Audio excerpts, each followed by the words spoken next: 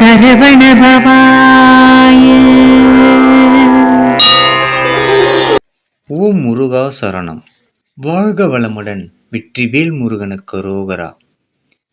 அப்பன் முருகனருளால் சகல செல்வங்களும் பெற்று வளமுடன் நலமுடன் வாழ எல்லாம் வல்லப்பன் முருகனின் அருள் அனைவருக்கும் கிடைக்கப் பெறுக. நாம் இப்போது 6 படைகளும் முருகப்பெருமானின் அருட்செயல்களும் பற்றி பார்க்கலாம்.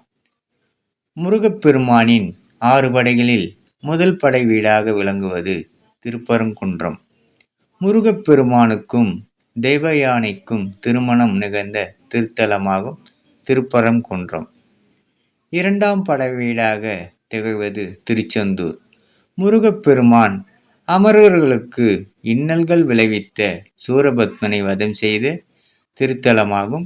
இது கடற்கரை ஓரத்தில் அமையப்பெற்ற மிக பிரசித்த பெற்ற தலமாகும். 3ஆம் படை வீடாக விளங்குவது பழனி. பழனி என்பதே திரிந்து பழனி என்று ஆயிற்று. இத்தலத்தில் போகர் சித்தரால் உருவாக்கப்பட்ட நவபாஷான முருகன் சிலை அமையப்பெற்றுள்ளது. இச்சிலை மிகவும் பிரசித்த பெற்றது. அருட்பெற்ற ஸ்தலமாக 3ஆம் படை வீடான பழனி விளங்குகின்றது. 4ஆம் படை வீடான சுவாமிமலை. சுவாமிமலை முருகப்பெருமான் ஓம் எனும் பிரணவ மந்திரத்தின் உட்பொருளை தந்தைக்கு சிவபெருமானுக்கு உபதேசித்து தகப்பன் சுவாமி என்று பெயர் பெற்ற ஸ்தலமாகும் சுவாமிமலை. 5ஆம் படை வீடு திருத்தணிகை. சிக்கலில் என்ற திருத்தலத்தில் சக்திவேல் வாங்கி திருச்செந்தூரில் சூரபத்மனை சம்மாரம் செய்து சினந்தணிந்து அமைதி காண முருகப்பெருமான் திருக்கோயில் கொண்ட இடம் திருத்தணிகையாகும். 6ஆம் படை வீடான பழமுதிர்ச்சோலை.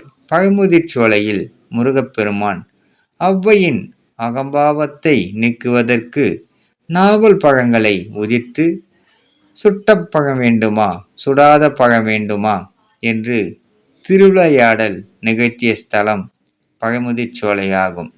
இந்த 6 படைகளிலும் முருகன் மிகவும் சிறப்புற்று 6 படையப்பனாக விளங்குகின்றார். நாமும் நமக்கு நேரம் கிடைக்கும் போது ஒவ்வொரு படையாக நாம் பார்க்கலாம். ஓம் முருகா சரணம். வாழ்க வளமுடன். வெற்றிவேல் முருகனுக்கு அரோகரா. வீரவேல் முருகனுக்கு அரோகரா. சக்திவேல் முருகனுக்கு அரோகரா. பொன்னைய சிவசக்தி பாலனுக்கு அரோகரா அரோகரா அரோகரா.